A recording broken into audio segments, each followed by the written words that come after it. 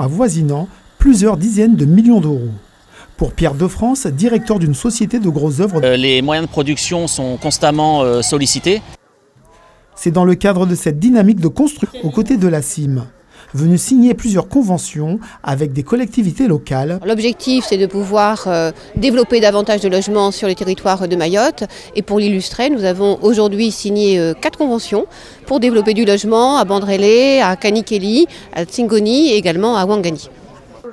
Des communes plutôt satisfaites de cette signature. Parmi les engagements pour le logement, la résidence Les Plantins est le 3e chantier de la Société immobilière de Mayotte dans le périmètre.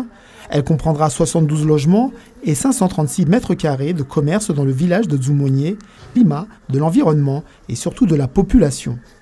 Le programme de logement qui a été livré par la CIM est particulièrement intéressant pour les jeunes ménages qui travaillent. Ça offre dans leur cadre un parcours résidentiel avant d'accéder à la propriété.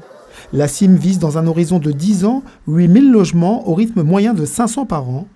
1 milliard d'euros devrait être investi d'ici 2033 par la Société immobilière de Mayotte, accompagnée financièrement par la CDC Habitat.